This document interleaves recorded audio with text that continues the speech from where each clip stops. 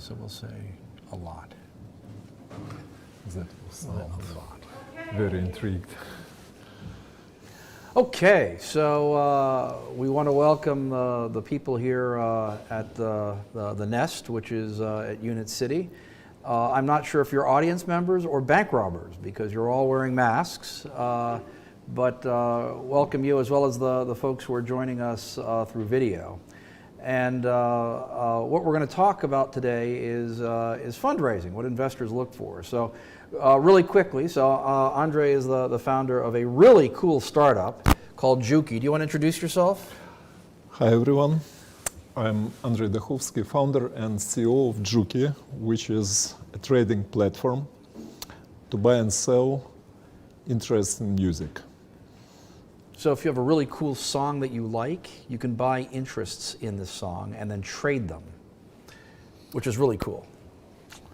And I'm Chuck Whitehead. I'm the co-founder of AO Business Incubators, and generally have been away from Ukraine for the last 18 months, but arrived a few days ago.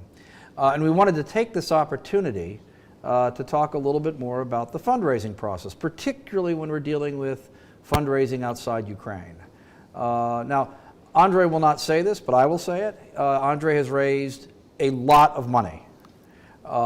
His valuation is quite strong, and he's gotten funding from what we refer to as smart money. And I don't know how many people are familiar with that term. There is such a thing as money you don't want. And whenever you're raising funds, you're always wanting to think not just about the money you're raising now, but the money that you're going to raise a year from now. The fact is that smart investors, investors that are serious, who can provide real value to you, will be just as interested in who else has invested as to whether or not they like your particular startup. And so Juki has been quite smart in how it raises funds.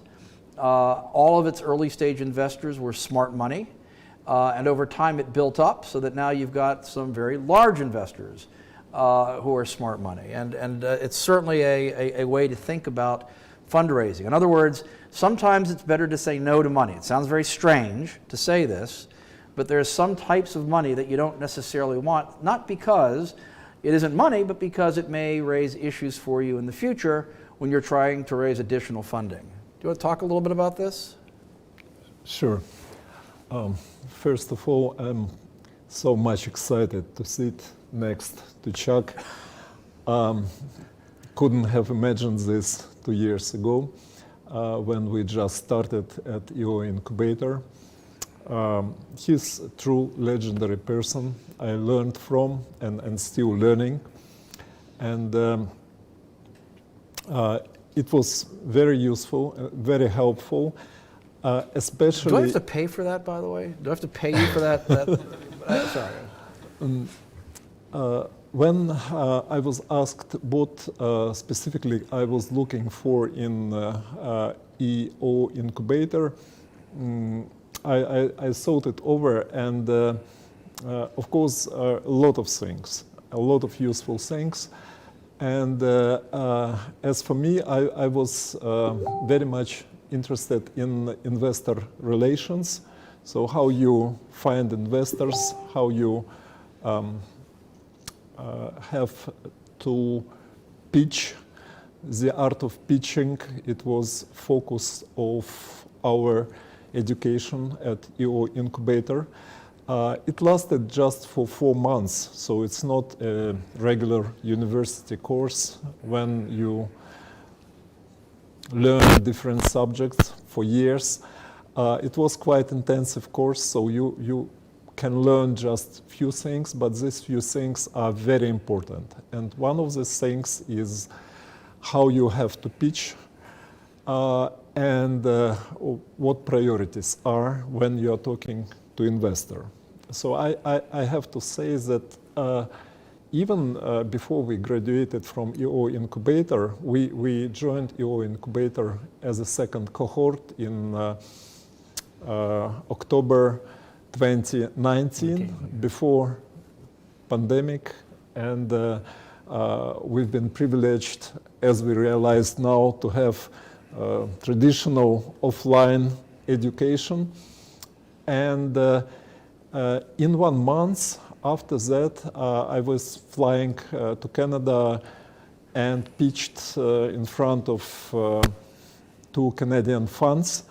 And all of a sudden, I felt how different I was doing the same thing. So it was a very useful experience. It was kind of template I was using, kind of metrics I stick to, and the result was very good result. So, if I answered. Yeah, no. So let me pick up on this. When you're dealing with investors, we're all familiar in Ukraine with pitch contests. And you stand up for 3 or 5 minutes and you dance around and you have slides and and then you answer questions from terrible people like me. That's not the way it's done. It highlights useful skills. It makes you focus on how to present complicated ideas. It permits you to test ways to answer complicated and difficult questions. But it's actually not the way a real pitch happens. I don't know how much of this you can pick up, but Andre is very conversational when he pitches investors. He's very quiet. He's not like me, right? I'm this. He's very quiet. And investors love it. One investor one of his earlier investors, very sophisticated investor, I think you spoke to him for like an hour or something, yes, right? Long it was a telephone conversation for an hour, which started when he said, please tell me about your business, because I have no clue what music business is about. And then we have spoken for 1 hour. Yeah, and so the value of pitching and what you want to take away from the contests and the practice, it's not the pitching itself. It's the ability to take complicated ideas and just convey them in a simple way. And even if it's in a conversation. And so I spoke to this particular investor afterwards because I heard that it had been an hour conversation. That's usually not a good sign, actually. I mean, it could be a very good sign because he's interested, or it could be a not so good sign because he just couldn't understand what was happening. He loved Andre. He said, I learned, but without feeling like I was being sold. I learned about the business, I learned about Andre, and I learned about the way he thinks about the business, and I'm prepared to invest. And that's the critical thing here, right? So you don't want to get pitching contests, right? I mean, don't get me wrong, right? We do well in pitching contests. The guys that come out of AO, we were what? We were 40% of the winners at Lviv last year. But I say to the folks in the incubator, and I would say it to you, learn the skills and learn how to convey difficult ideas through pitching, but don't think that a pitch contest is actually how you raise money. It's not. It is simply a way to train you to think about complex ideas and convey them in a one-on-one way. I mean, you're not, believe me, no one's going to put in $100,000 or $200,000 or $1 million based upon a 5-minute type of, it's just not going to happen, right? But what you are doing at some level, when you're talking about the business, you're able to show that I can take this very complicated idea and convey it to you in a way that you'll understand. I was a banker for many years. I ran Citigroup for Japan, and we were a fairly large bank. We were over $1 billion a year business. And one of the things you learn when you have this very complicated business is that being able to convey it in a simple way shows that you've really thought about it, right? If I have to come and go, well, this, and then there's that, and then there's this, it means I haven't thought about it. I haven't spent the time to try to take these complex ideas and make them simple.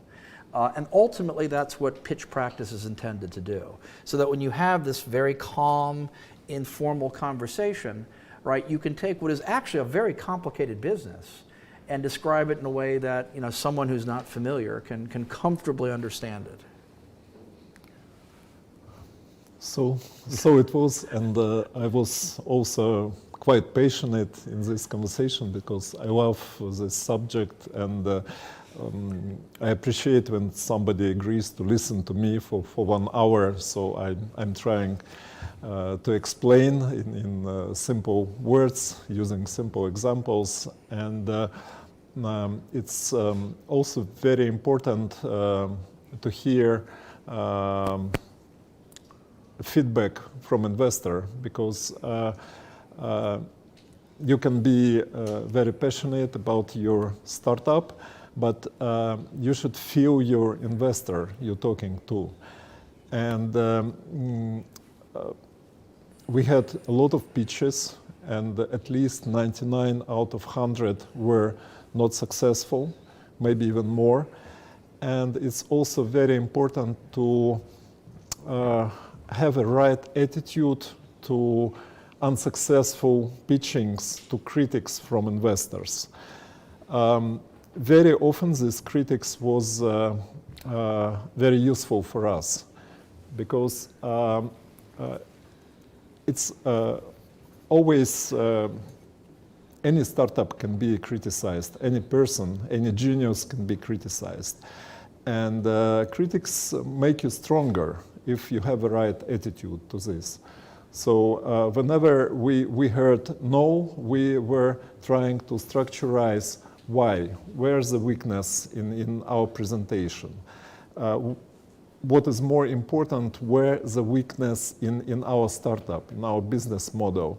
So what happened? Why investors is unpleased with this? Why investor is not believing in us? So you fix these weaknesses, and you are getting stronger for another pitch. Yeah, no, I think that's right. And it's highlighting a particular point, which is one of the critical skills of pitching is actually listening. It's not what you say, it's what you understand and can respond to. A very common mistake in Ukraine, this is true in the United States, but I see it much more often in Ukraine, is I will ask, what about X? And I will hear about A and B and Q and R and, oh, and by the way, X. And I believe it's because people are doing two things. I think one of them is they want to show I know everything. I just want you to know. X is a simple one. I know A and B and R and, oh, by the way, X too. I think that's part of it. I think the other part of it is they're not really understanding why I've asked X, right? And so the listening part of this, the responding to the particular question, thinking about what went wrong and why it went wrong and what could I have done better to address this question the next time. These are as valuable and in many ways more valuable. Not necessarily even because of the substance of the answer. Again, for early stage startups, let me ask you, I'm going to put Andre on the spot here. Yeah. What are your revenues? 0. Okay. Your trading platform, if I wanted to find it on the internet, where am I going to find it?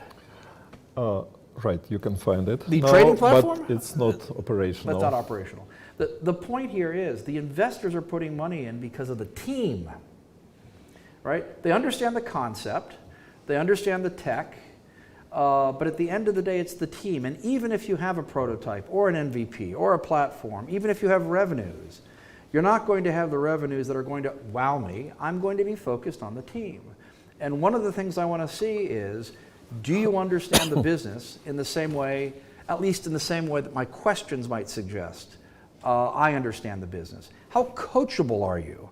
Can I sit down and have a conversation with you as a partner? Because at the end of the day, I'm not just simply giving money and saying, look, I'll see you in 6 months, right?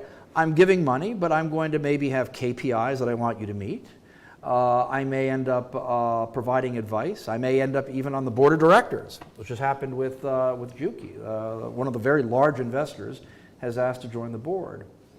And so the key point here is, it's the team. Well, how do I know the team? Do I know the team based on some slides? No.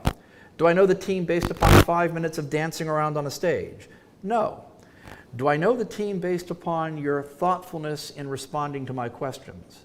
Okay, that gives me some sense. This person is now thinking about what I'm asking and is able to respond to exactly my question. And that's why these sorts of, the thinking part, the listening part becomes so important. There's a trick to this, by the way. If you're not sure, sometimes it's language. Sometimes, you have investors that will ask questions that don't make a lot of sense. Well, what happens there, right? Well, if I understand you correctly, you're asking blah, blah, blah, blah. Restate the question, right? If I understand you correctly, you'd like to know about bump. Okay, great question. Let me tell you my answer, right? As opposed to, let me say A and B and R and X and whatever, which again looks like you either don't understand what I'm saying or your way of thinking about how to respond is not the way I think, at least in my limited understanding of your business, that I think you might want to respond. And so Andre is a great listener, and that's one of the things the investor had said. He said he listens and he responds. We had a conversation. I wasn't pitched. We had a conversation about the business, and I really understand what they're doing. And it wasn't so much about, again, no revenues yet. Yeah. No operational platform yet, but an amazing team. And that's what sold the investors. And that's ultimately what you're conveying as part of the pitch, right? That's ultimately what I'm looking for as an investor, whether or not this is a team that's going to go from A to B. Another way of saying it is, we have another team that's worked through AO. The team has fallen apart 3 times. 3 times they've blown up. But the core 2 founders are really, really good. And they end up doing quite well. They've picked up investments. They continue to pick up investments. The second time the team blew up, the founder called me up and said, I don't know what to do. We just got some money. This investor is going to be really angry at me because the team blew up. What do I do? And I said, look, you've got to call up the investor and explain what happened. And she did, and they said, look, here's the situation, and the team blew up, but we're going to continue to work. But I'm really sorry because we thought we'd be farther along. What do you think the investor said? Having talked to her again in a conversational way as a partner, what do you think the investor said? Yeah, I understand. Do you need more money? I'll put in some additional funding. If you need it, just call me. Right? It again goes to the team. The 2 co-founders in this case, very strong. Even if others fall away, I'm still betting on you guys getting from A to B, getting to the point where you're going to be a big revenue generator. Yeah, that's a great example because we also had issues with our team, not a core team, but we changed our developers for 5 times in 2 years, and we have lots of issues, but the core team founders are strongly dedicated, focused, by the way, focused only on our startup 100% of time, and it takes a lot of time, and you have to do micromanagement sometimes, which is not a good thing for corporation, but for startup, maybe I can have excuse for doing this. But I feel that I really need to know what's going on in greater details. And investors, they've got a feeling if you are for real or not. So it's just a waste of time to create some illusions and try to answer questions you cannot answer. So it's always better to say, that's my personal experience, that okay, I cannot answer you, but I will get back to you later and get back later with the answer. So it's, as Chuck put it, it's very different from pitching competition when you convince judges that you are perfect in pitching. It's more about feeling what's important for investor. It's conversation, it's dialogue. There are two sides. No use in being aggressive with investor. If anything, can even hurt you, right? If you are saying, well, we can do A, B, and C, and it's not clear that you can really do C, you lose credibility. And again, at the end of the day, particularly if you're dealing with investors outside Ukraine, they know they're leaving $100,000 here, and they're traveling back to Chicago. Well, I've got to be very comfortable that when I talk to you on Zoom, or when I email you, or when you give me an idea of your updates, that I really, really am comfortable that you're telling me the full story. It's a credibility issue, and so it may sound small. I've had people say, well, hold on, we are pitching. Pitching means I should be aggressive, I should sell. Not really. It doesn't mean that you should highlight every terrible thing about the business. It does mean, however, that you should be as balanced as possible in describing the business, because at the end of the day, it really is a partnership. There's a trust element to this. There is a, can I rely on, and do I see these people as partners that I can coach? And it very much plays into the nature of the team.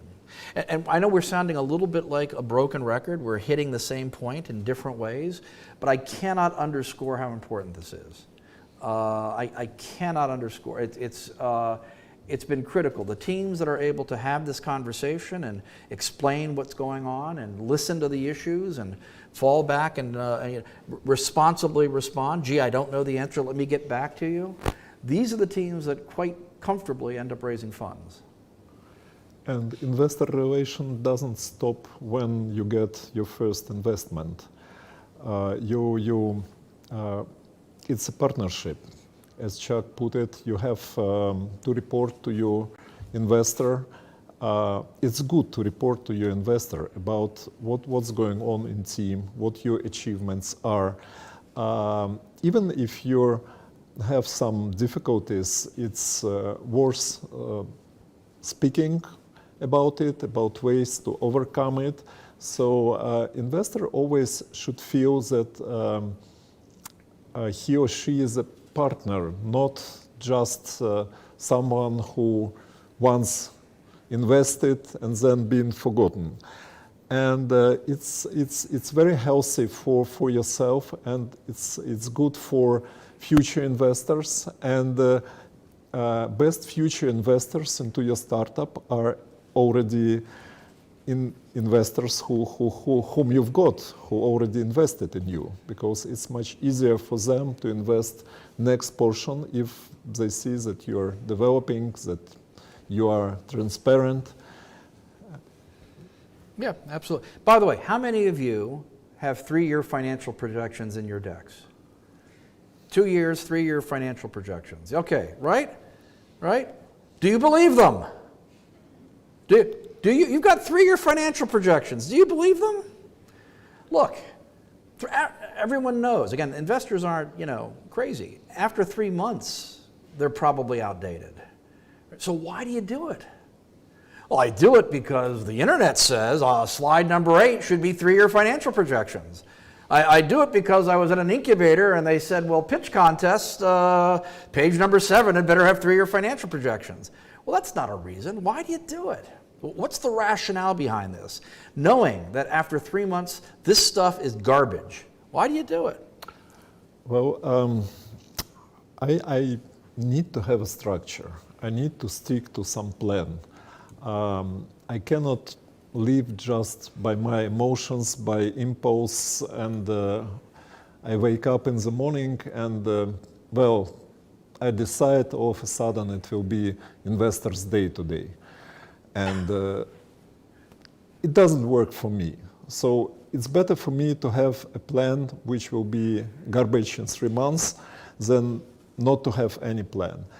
And we can make adjustments to this plan every day, but we know there is a structure. We can open this plan, see where we are, analyze what we achieved and why we not achieved what was planned. So that's something very important personally for me. And for investors. I mean, that's the key point, right? No one expects you to guarantee the 3-year numbers. I just want to know that you're thinking the same way I'm thinking, right? If your 3-year projections look like this, that means, well, I'm going to give you the $100,000 and you're going to Egypt for 6 months of vacation or something. I don't know what's going on. I want to see the hockey stick. Not because I believe the hockey stick, but because I want to know that you're thinking about ways to get to the hockey stick and that you're constantly assessing this and that you can show me that you have a plan, even though it may not be a guarantee, even though it may adjust, that you have a plan that will get me to the hockey stick. And so the 3-year projections, if anyone comes back to you and says, are you really going to make such and such after 3 years? They're really not asking the right question, right? The real question is, does this show me that you have a plan and a thought process and a discipline that can help you get to a high level of return, whatever that turns out to be? So again, it's going back to the team. I really don't care about what the 3-year number says. I know it's garbage. I want to know how you're thinking about this. Right? The entire pitching process, the entire discussion is me trying to get inside Andre's head, right, to get a sense of whether or not he is approaching the business in a way that I'm comfortable with, that he's got a discipline and an approach that makes sense to me. And it's very much tied to that, right, when you're doing pitching. Don't simply put in 3-year projections because, Chuck Whitehead said put in 3-year projections. Understand it's there as part of a way to convey how the team thinks about the business and convey that you're going to be aggressive in trying to really grow the business. That's very important. And it's also showing how ambitious you are, because there is no use for investor to invest in someone who is not ambitious. Investors actually often gambling, they want to get 100x return, 1000x return. And if you are just a person who's got no ambitions, that's might be not interesting at all. So you drawing plans, you show you're ambitious person, you're aggressive person in plans. You shouldn't totally lose interaction with reality while doing these plans. So once we've been hurt because we've put some extra big numbers, and investor just told us, okay, so if you put this big number, maybe you will be able to fulfill at least 50% of this number. And when it came to practice, it was really, really tough. And this number was related to number of registered users we've got on our platform. And I was counting every user every morning, and it was so slow. It's like life stopped. And I was blaming myself why I put this We were all blaming him. It's okay. Nobody was forcing me. I was just putting that abstract number, and then I had to fulfill it. So probably it should be kept balanced. So you can dream in your plans, but that should be realistic dreams, which can be executed. And this is also, again, you all have, I'm sure, go-to-market strategies, right? Or you all have Tam, Sam, and Som, right? Oh, come on. Really, Tam, Sam, and Som? That Tam number is garbage, too. The point, again, here, it's the exact same point. I want to understand that you understand the market in a way that is aggressive, but not crazy, right? Because at the end of the day, you may get held to these numbers, but more importantly, that again, we can have a conversation about why we think this is the market, why we think this is the SAM, as opposed to whether or not it's actually true. So for example, the decks that I work on, we shove in the appendix all the details of how you calculated the TAM, SAM, SOM, right? Because very often there are assumptions, there are projections, there are things in there that are not tied directly to hard data. The key point here is not whether it's right or wrong, it's that you've put the effort in, you thought about it, you're able to convey it in a way that I understand. That's why we put all this data in the appendix, right? It's there to go ahead and make it clear to me as an investor that you know at least to think through these kinds of issues and come up with something that's reasonable.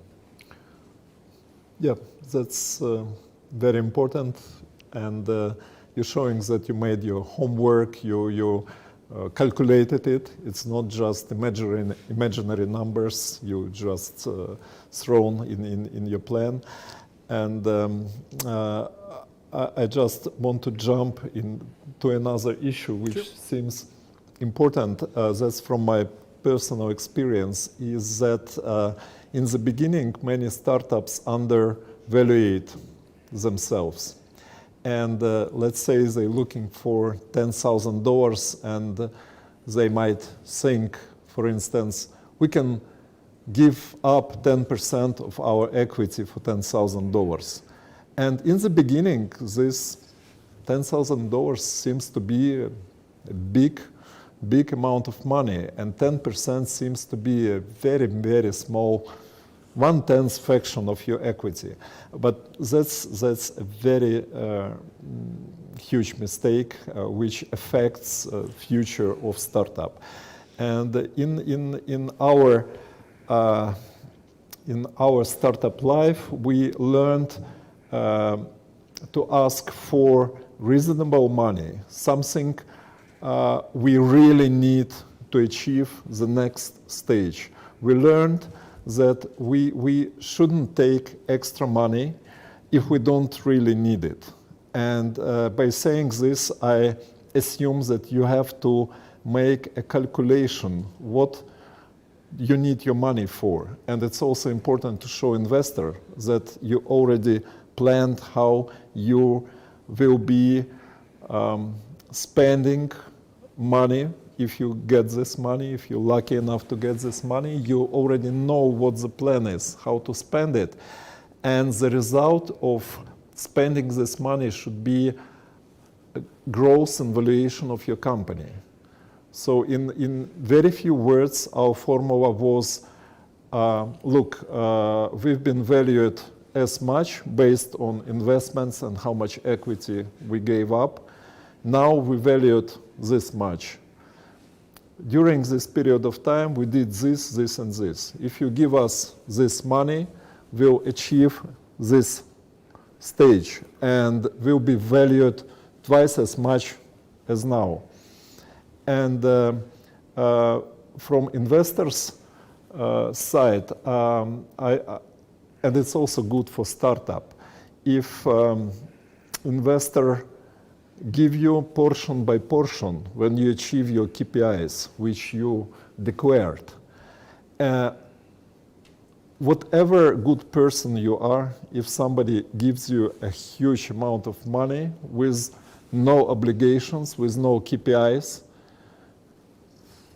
you'll be probably corrupted and spoiled, and your startup will slow down. Because that's in our nature. We have to fight every day. We have to set up KPIs for ourselves, and it's healthy when somebody else setting KPIs for you. It's like you have to work to get another portion of investment, and you have to realize what you need it for. So let's switch gears a little bit. So traction. And related to this, do private investors fund R&D? So do private investors fund early R&D, research and development? No. End of story. It's rare. It does happen sometimes. But generally speaking, you don't see investors that are putting money into earlier stage. If you have a platform and want to grow it, that's a different story. But in order to get to that first platform, that first prototype, you're not going to see a lot of funding that comes in. There are exceptions, right? Juki is an exception, but generally you don't see this. This is why the Ukrainian Startup Fund is so important. So I'm sure all of you know about this, but if you don't, you should, right? The $25,000 grant for pre-seed and the $50,000 grant for seed, right? This is done precisely in order to get the funding necessary to bring in private money, because again, as a general rule, private money does not fund early stage R&D. So you want to think through what you're going to ask for and how you're going to present the ask. It's very common. Already today I saw this 4 times in different decks. It's very common to see the ask, well, we're looking for $500,000 for the next 18 months. And you look at the deck and it says, 70% is R&D. And I go, well, what the hell? No one's going to touch this. I mean, it looks like you have got nothing. I've read up until this page, I thought you had a platform and a market that you were going to penetrate. And then I get to this page and it says 70% R&D. Well, what really they're talking about is the next 2 levels. In other words, they've got a really good platform, but they're planning to grow it. Fine. Back to KPIs. You don't need all that money now. In fact, your valuation probably is going to be higher if you wait 9 months. So don't ask for the full amount. Ask for, instead of what, $500,000, ask for $200,000 for marketing or for something that can go ahead and take you to that next level, and then go back and ask for additional funding, right? Because at that point, you'll have met the KPIs. Investors, Andre's point from before, right? Your future investors are your current investors. Your future investors, even if they're not your current investors, are influenced by your current investors. I've met the KPIs, the company's now doing better. Now I can go back, probably at a better valuation, and ask for that additional funding, take it to that next level. You don't need to have it all at once. And in fact, it looks really strange to somebody who's trying to understand where your business is if it's a substantial portion of what you're asking for is what appears to be simple R&D. Now, it also means you want to be focusing on traction. You've all heard the term traction, right? And very often people think traction means revenues. Sorry, what are your revenues again?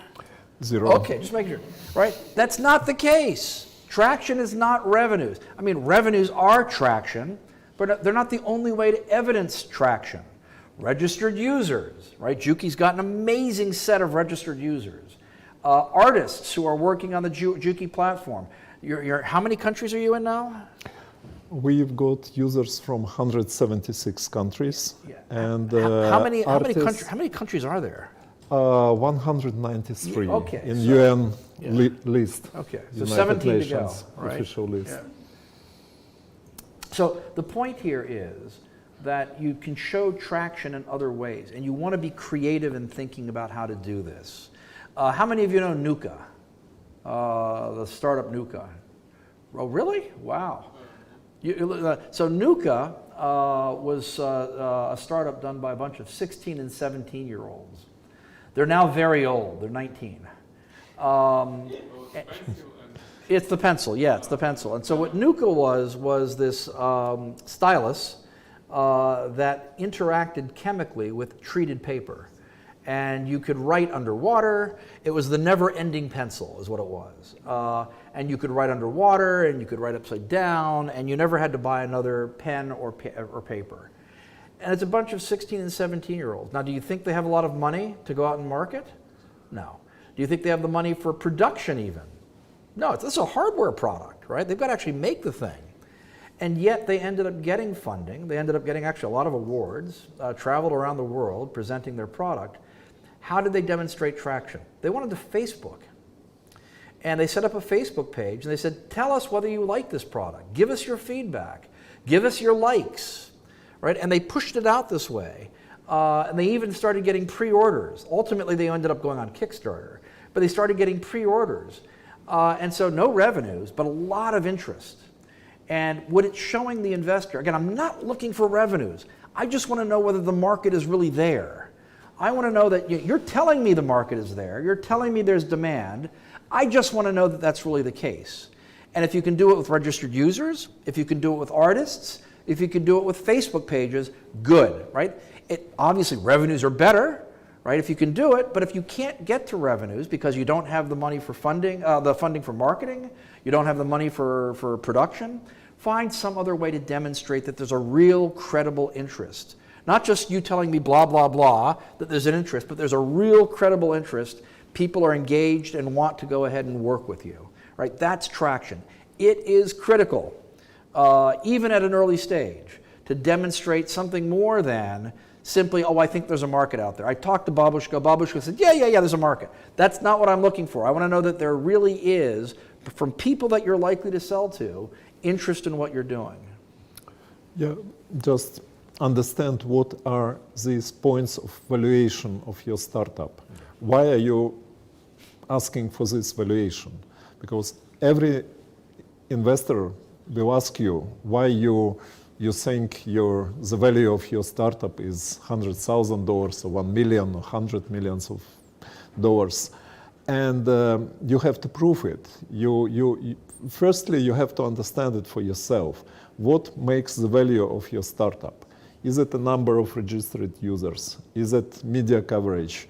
Is it something else? So it can be revenue, of course, is kind of universal valuation of your startup, but many startups are in pre-revenue stage. So when you are at pre-revenue stage, you have to set up KPIs for your startup. So we're looking for KPIs. We set up KPIs for ourselves. How many songs being registered on our platform? And we showing to our investors that this number is growing. There is positive dynamics, and this is one of our KPIs. How many countries participate? That's the other KPI. So you have to value yourself and explain to your investor why is your valuation at this level, and what will change your valuation if you get money from this investor. So which KPIs you will meet. Sort of in that vein, so when you do these financial projections, are they revenue numbers or profit numbers? They're revenues, right? Revenues, right? Revenue numbers. So it's not whether you're making a profit, it's revenue numbers. Why do I care about revenue numbers again? Right? I mean, at the end of the day, if you have 1,000 in revenues and 1 million in expenses, well, that's not a very good business, right? You might say to yourself. And again, it's not uncommon. I will see decks where people do profit numbers. The key point, I don't care about this stuff. I really don't, because who the hell knows what the future is going to look like? And at the end of the day, expenses are easy to manage. I used to run a bank, and I used to sit on top of the expense line because I could manage it well. Revenue is more difficult to manage. What I'm really trying to do is get a sense of, again, where you see this business going. All right, the traction part of it. It's how do I understand, or how do you understand your business? And that ultimately goes to valuation, right? Even though you think in a traditional business, right, if you're trying to value IBM, you're looking at profits, right? If you're trying to value a traditional smokestack industry, you're looking at profits. We don't have that in this early stage. So we're going to tie it off of revenues, not profits, but we're doing it as a way to, again, as a way to sort of better understand what we think the traction of this business will be, what we think the part that is a little less difficult to control, because expense is easier to control, a little less difficult to control, and then tell me how you're going to get there. Right? Now, again, explain to me how you're going to get to these high revenue numbers.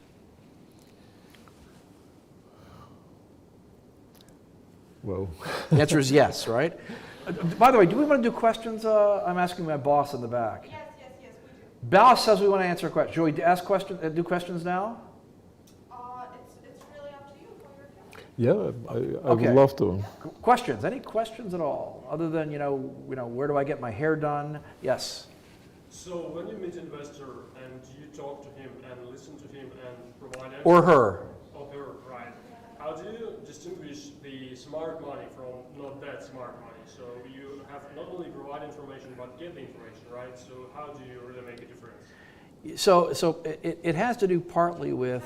Can you reiterate? The question. Okay, so the question is, how does one separate good money or smart money from not so smart money? In other words, when you meet an investor and you're talking with her, how do you know that this is necessarily less smart or more smart money? I think is the gist of the comment. See how I did that? Right, I restated the question back. I think that's the gist of the comment. And you should do this again. When you're talking to folks and you're not entirely clear that you've picked everything up, roll it back. So there are a number of factors that play into this. I mean, some of it is just reputational, You will know who these people are before they come in. Part of it has to do with whether they are thinking about the next step. Good investors, experienced investors, are thinking not about I'm putting in the money now, but where are you going to be 6 months from now? And how is what I'm doing now going to affect where you are in 6 months? What other things can I provide to you beyond simply cash? Right? Insight, connections, some experience. Right? To what extent, in the negative, is this person going to be a liability? I'll give you actually a great example. It goes to valuation. We had one investor who's no longer in Ukraine, thank you, who used to go around and invest $25,000 into companies, 15,000 of which was in services by lawyers and accountants and others who the teams apparently never met. But they said, look, it's $10,000 in cash. And it's a $25,000 valuation for 5%. Suddenly I have a $500,000 company. I only have $10,000 in cash, but Mom, look, $500,000 company. Well, you might, and certainly the investor was thinking about, well, I get 5% now for nothing. What they weren't focused on was what was going to happen the next time. So now you're going to go the next time to an investor, and they're going to say, what's your valuation? $500,000. Based on what? Well, look, this $25,000 investment for 5%, it's kind of a puffed up number. It's not a real number, right? Justify why I should give you cash in this amount as opposed to this puffy number. That, you might argue, well, gee, that sounds like a good thing because you now have a $500,000 business. But the next investor who's going to be a little bit more skeptical, perhaps, is going to look at the valuation and the way in which it was reached and say, no, I'll give you $15,000, 100% in cash, but I'm going to give you $15,000 for the same 5%. Now, in fact, in reality, right, there's been an increase in the value of the company. It went from $10,000 in cash to $15,000 in cash. But as far as the company's own internal valuation goes, it looks like a drop, $25,000 down to $15,000, right? It's a down round. And as many of you know, there are provisions often in contracts that say when there's a down round, you have to give additional stock to compensate for this down round to the initial investor. Well, imagine Chuck Whitehead shows up, and I'm looking at your company, and I see you've got this weird provision where you've got $15,000 in services, $10,000 in cash. I'm going to give you 15 because you really are doing better, but now it's a down round, and you're going to have to issue more stock to that idiot that did this in the first place. How comfortable do you think I am in investing? Do I really want to get in bed, not with the company, but with this other guy who has gone ahead and done this odd thing with the company?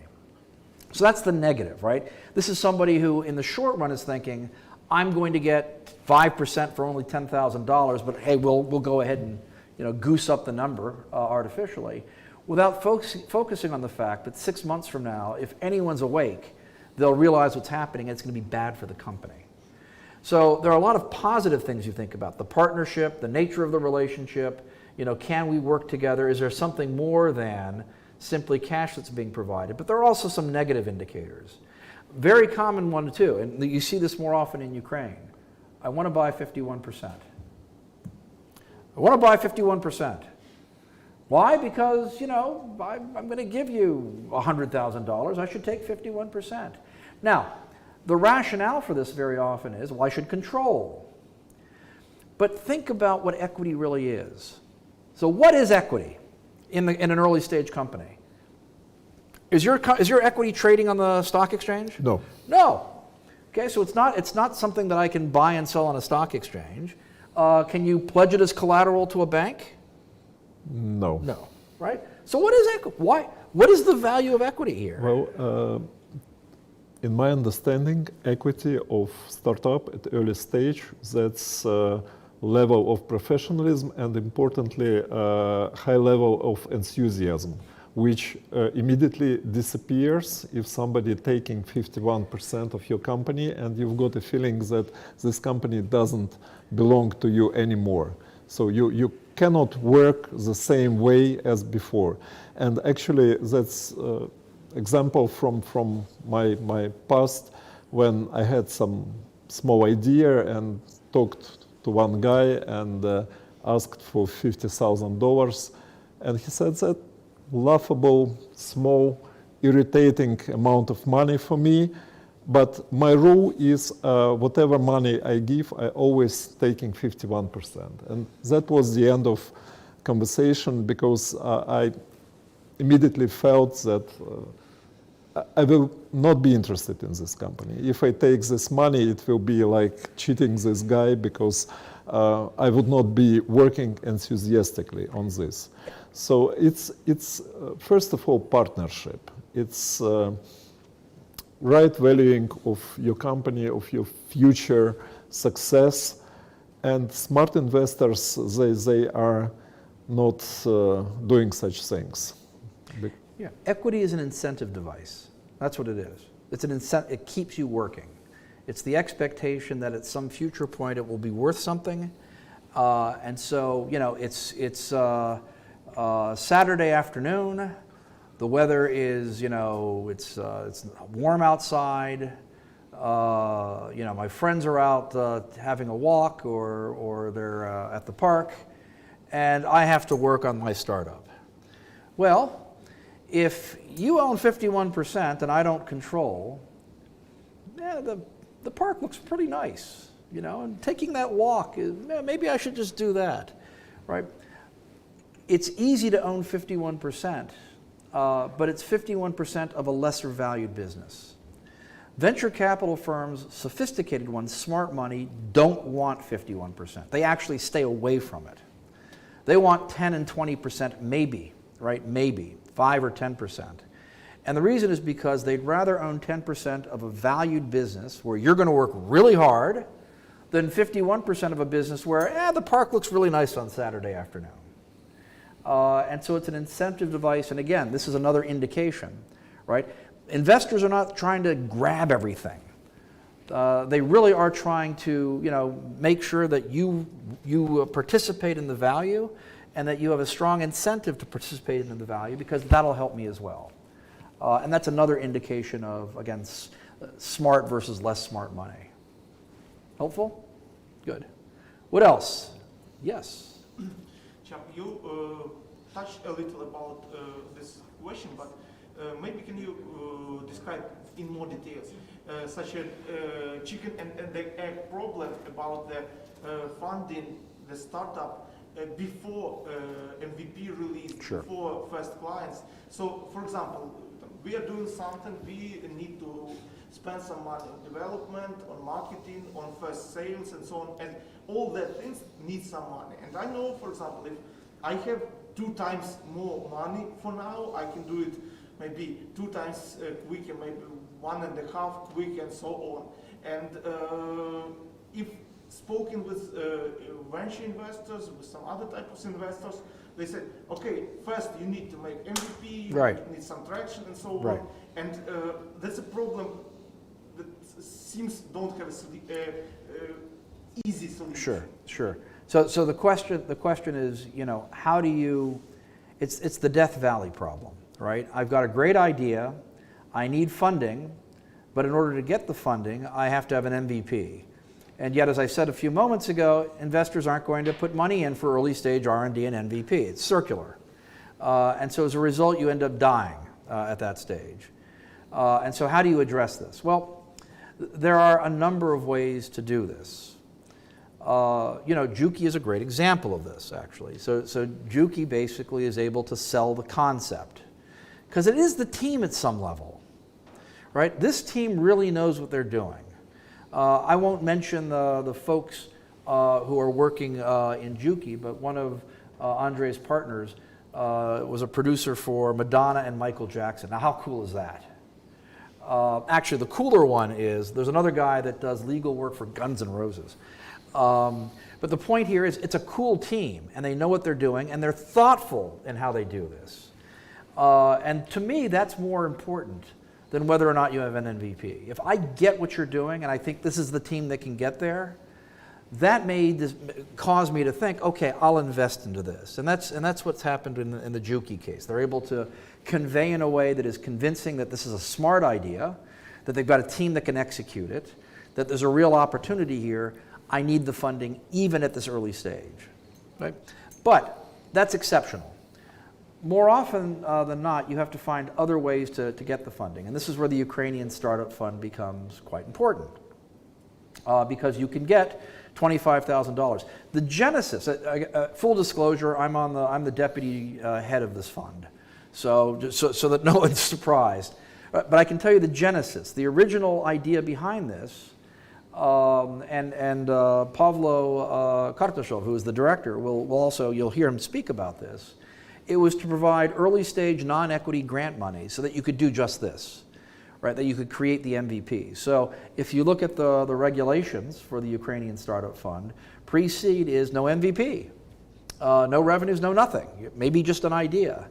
And so the purpose of this is to perhaps bridge you over that death valley. So you should be thinking about applying to the Ukrainian Startup Fund if you haven't done so, and pitching your idea as an early stage pre-seed company. So that's, and you know, 2 years ago I couldn't have given you that answer because the fund wasn't there, but today it's very much a valuable part of the community. But it's more than that. You may decide there are other ways in which you can, at relatively low cost, begin to demonstrate traction or begin to demonstrate that the idea is more than just an idea. So one example, there's one startup that I spoke with, and it's a simple enough product because it's online, it's coding. And it turns out that the guys on this team are really good coders, right? So they don't have to hire anyone for this. Their big problem was that it wasn't entirely clear that the market would accept what they were doing. They had a pretty good argument, they had spoken to a lot of people, but it was still, there really was a question about traction. And so they wanted to raise funding in order to go out and market this particular product. The investor they spoke to said, I'd really like to get a little bit more comfort that this cool product is, in fact, has a demand in the market. So it was kind of the same chicken and egg, right? I've got a cool product, I need the money to sort of market it and get traction in the marketplace, and yet this guy is saying he wants some traction before I can get into the marketplace. So what do I do? In this instance, the advice we gave them was, go to the free press. Just call up the reporters, because it was a cool idea. So go and interview with, call up press. It's free coverage. And see, based upon this, who ends up contacting you. Can you show that there's real interest? This particular startup had a focus on other early stage businesses. And so to the extent that I could, for example, go to the Ukrainian press that cover early stage businesses, other early stage businesses read about it, and maybe it creates more interest in what I'm doing. Things like, so you have to start becoming a little creative and thinking through, are there ways in which I can raise the money, outside of friends and family, right? There's always friends and family, but put that aside. There are always, public sources or competitions, that's fine. Competitions sometimes have funding, but put that aside. Also to think about other ways in which you can get to the end goal, right? And so the question is, what's the end goal? The end goal isn't an MVP, right? The end goal is that I have something that people really are interested in. Is there another way I can show that people are really interested in this that doesn't require an MVP? If the answer is yes, think about that. Because as far as I'm concerned, whether or not you have a little gadget or whether or not you have a platform, the relevance of that is not the platform or the gadget. It's that it's something that is tangible that people have looked at and said, yeah, I'm interested in that. And so in the case of Juki, they have a platform. It's not operational, but they did some other cool stuff. You should tell them what they did. Very cool stuff that really evidenced interest. Well, and low cost. I mean, that's the key point. Low cost. It was an alternative way of doing this. We had initial plan to attract first users by endorsing some popular artist, let's say Monatic in Ukraine, ask him to offer his new song to his fans, let's say 10% of copyrights in his new songs, split it on 10,000 factions sold to 10,000 fans for $1 per faction. And Monatic, his wife is his manager, and they sold it over and get back with answers that no, we are not interested. Understandably, because they are established, and why should they dive into this risky thing? What if it doesn't work? They can lose their part of their fan base. So they decided not to take risk. And right in at that time, quarantine was implemented, and Eurovision Song Contest was cancelled first time in 64 years. And my partner and me discussed it over the telephone, and in this telephone conversation we decided that we should go another way. We should launch online global song contest, which is not dependent on quarantines, on governmental decrees. And we quickly did it. And the system is that artists should campaign for themselves. So any artist can upload a song From for anywhere free in the world. from all around the world. No borders, no regulations from governments, no quarantine. And fans whom artists can bring on a platform through the social media, voting for them. And the winner is that one who gathered a lot of votes for his or her song. And this is quite effective mechanism. So you find good artists, invite them, they brought fans, and so we have our first users from 176 countries. And we have a huge media coverage for free, where we labeled world's biggest online music contest. And that was a right choice. Successful. So think about it, right? You're going to some local artist in Nigeria who has very little global exposure, and you're saying, come on to this global platform, and then bring your fans in as well. So, does Juki have to worry about bringing in the fans? No. No, the local artist does, right? And he has an incentive to do it, because the more local fans there are who are registered and vote, bigger his song is. And the greater likelihood is that he's going to end up winning this competition. And so it's good publicity for this person. So the cost, which could be phenomenal. Think, if I had to go out and reach all these people and market, that would have been quite substantial. Now, there's a little marketing, right? But it's substantially less than what the marketing might otherwise be. Interestingly, Nigeria is #1 country. I always pick Nigeria as the Most example. registered users and most of artists are from Nigeria. And country #2 is United States. And we also have Ukraine, Japan, Russia, India, Iran, South Africa. That's top 10 countries. Yeah. And so the key point is, this is a way, right? It's a very smart way to basically do what could cost, hundreds of thousands of dollars for a much lower price. And so you have to think creatively that way. The investor, Andre mentioned he had gone to Canada and spoke to investors. One investor initially said thank you, but no thank you, right? Until after the song contest. And then he said, oh, now I get it. You've got real traction now. This makes sense to me. Boom, put money in. Yeah, all of a sudden, we just informed and sent some links to media coverage, and investor got trust in ourselves, because this global online music contest really shaped the whole concept and showed that, well, whenever we launch the marketplace we've been presenting before, we already have a user base for it. And actually the contest is designed the way the marketplace will be designed in future. Now we have two products instead of one in the beginning. Good. What else? Yes, ma'am. You mentioned that the team is extremely important, and what investor should pay attention for when he or she invests in the team of only one? Team of one.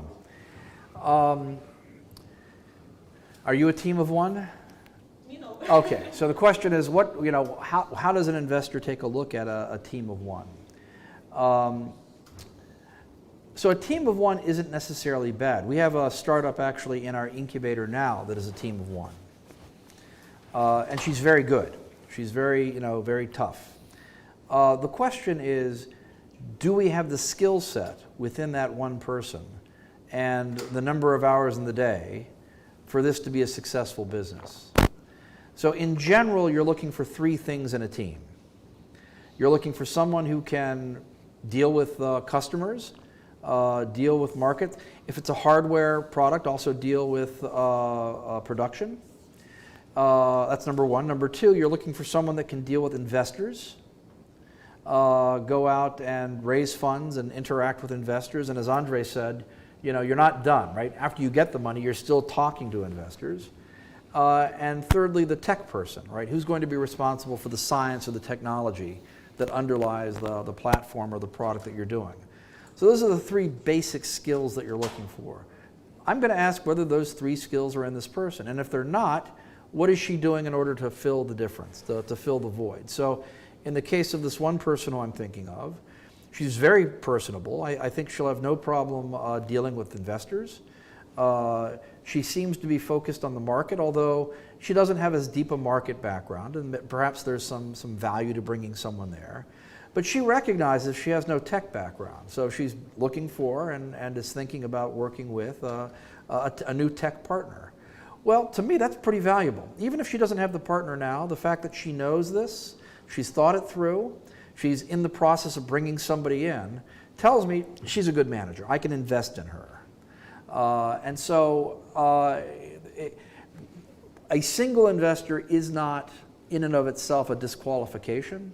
It does raise special questions, but they are the same questions I would ask if there were 2 or 3 people, right? It's just more obvious in the case of a single person. But you might have 3 people, all 3 of whom are tech guys. No marketing experience. We see startups like this.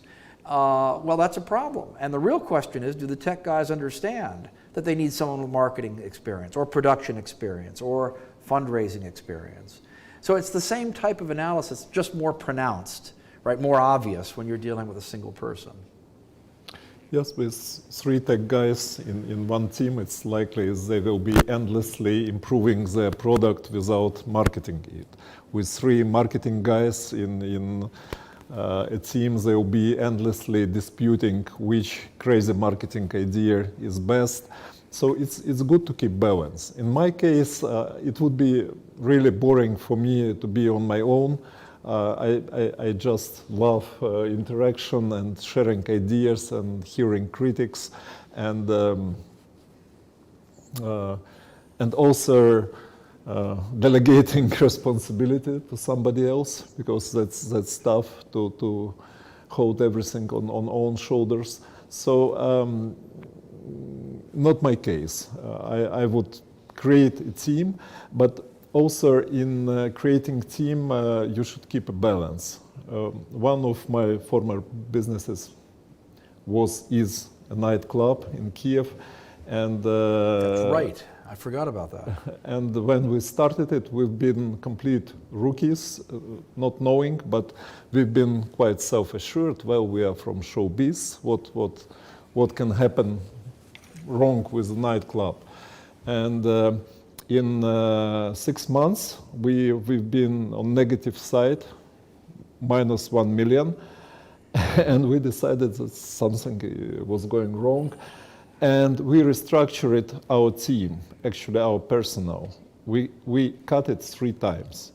And surprisingly, that brought effectiveness, and we got out of that negative balance and became positive.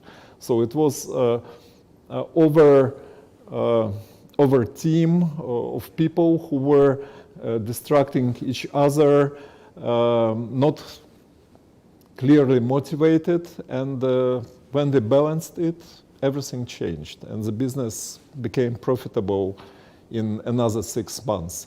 So same with startup. You have to keep balance. It's very important. And having team, you should not abandon things and pretend that somebody telling you something and you rely just on his or her words, and you are not touching it. You have to control it. You have to get into the matter of things. You might not be a specialist in coding, but you should have a common sense and logic and control the process. So otherwise, it would not work.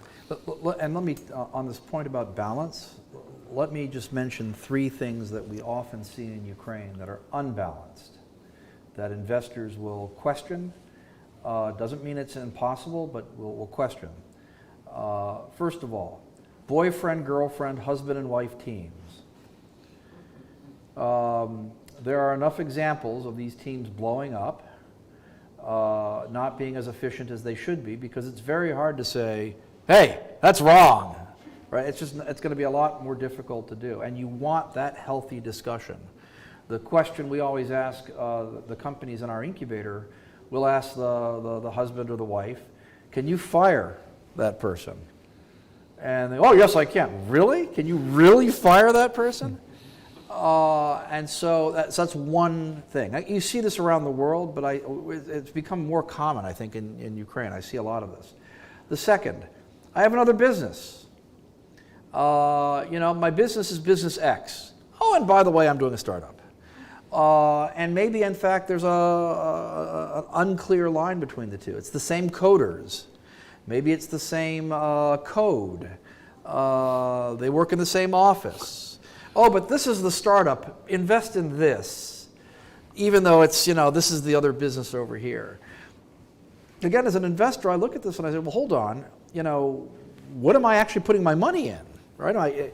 You say it's kind of over here, but these guys work there. I don't know who has the intellectual property rights. I don't know what these guys are doing at any given moment. Maybe they're working on this business. Maybe they're working on that business. Again, it's a lack of balance. I want you to focus. Demonstrate to me that you can focus on this particular business. And when I invest in it, in fact, I'm getting that particular business.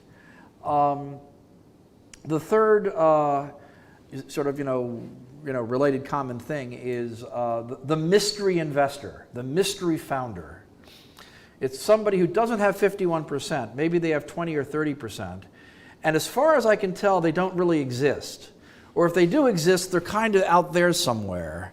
And you occasionally hear from them, right? Usually the answer is no, right? But you're not quite sure who these people are because they're not engaged in the business. They have an economic stake. It's not necessarily 51%, but nonetheless, they have some sort of real influence over the operations, but they don't know the operations. Again, it's an unbalanced. All 3 cases, right, are where you've got a little bit of a weird shimmy. It's not balancing right.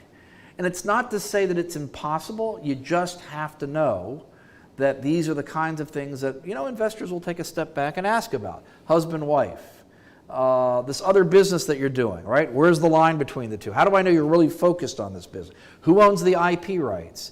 Who is that mystery guy out there? Right? And what's that relationship of this person and the operations of the business? Right? All of these things come up they come up around the world. They seem to be a little bit more prevalent here in Ukraine. And if you're in that situation, it doesn't mean that you're dead. It means you've got to think through, how can I demonstrate that, yes, I really can have this discussion. Yes, I really can fire that person, or at least have a real discussion that will enhance the value of the company. Or yes, there really is a line between this side and that side of the business, that the intellectual property is really owned by the startup. Or don't worry, that 30% guy, he's not involved in operations, right? Yeah, he's out there, but he's a passive equity investor. You don't need to worry about him coming in and somehow creating problems for how the company is operated. But you have to be thinking about this before the investor asks. You want to have this idea in your mind. You should be prepared, and practice is most important. So after you pitching 100 times, you more or less prepared for 101st time. And also very important issue is that your investment, getting into relations with investor is in some sense like a marriage. So you should realize that the psychotype of an investor's psychotype is like yours, so you can get along with this investor. Because if you feel that it's difficult for you to communicate with investor at the first meeting, why should you take this money, even if you desperately need it? Because then it might get worse, and that's not financial issue, it's psychological issue, but it's also very important. So you have to be on one page. You have to be like-minded. Any other questions? Yes, sir. The boss? Yes. Yeah. Okay, I'll just say. I suggest we take the last question. Okay. The boss is saying the last question. What is the best number of co-founders? For example, if I have 6 co-founders, is it a good idea to create a company with 6 co-founders? Do the investors believe in such a company? If there are 6 co-founders, you're saying? No, but it can be. So you're asking, is there an ideal number of co-founders that investors are looking for, right? How do they react to 6 versus 3? I think that maybe it is not a good idea to create a company with such amount of co-founders, because it can be difficult to handle maybe such complex situations. Sure. So yeah, is there such a thing as having too many co-founders? So it's not, part of it is there's a special, in Ukraine as I understand it, when you say you're a co-founder, it has a meaning to it. There's even a legal concept behind it. Not so much in the United States, right? We're really talking about equity splits and whether or not the team has the core, the things, the value that I need to create the company. How well do I think they're going to work together? One of the things, for example, we say when we're looking at pitch decks in AO, is we say, very common in Ukraine. You get to the page where the team is there, and they've got these 4 or 5 photos, and then they've got all these like very small bios. So and so was a graduate, with a red diploma from blah blah blah, and then afterwards went out and worked and did this and that and whatever. I don't care. What I really want to know is what makes the team special. And so what we say is you can have some of this stuff, but also put 3 or 4 of the key points about the team. Among the 4 of us, we have 22 years of marketing experience. Among the 4 of us, we've worked on 5 different startups, right? That's the kind of thing I'm looking for. So whether it's 4 or 5 or 3 or 6, I'm really looking at whether or not the team has the core function, the value that I need for this business to work. To what extent have they worked together before, right? If it's 6 people that met each other outside, that's going to be a problem maybe. If it's 6 people that have worked with each other before or have known each other for a long time, much less of an issue. So the number is, to a large degree, less of an issue.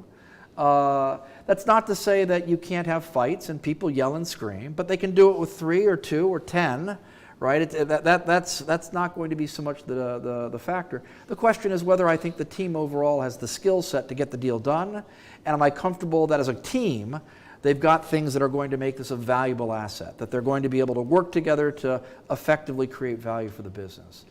That's more the way of thinking about it. It's not 6 versus 3 versus 8. It's whether or not as a group, and this is why, look at AO pitch decks. You'll see it's always got these bullet points on them. And that's because the team and the entirety of the team is more important. Good.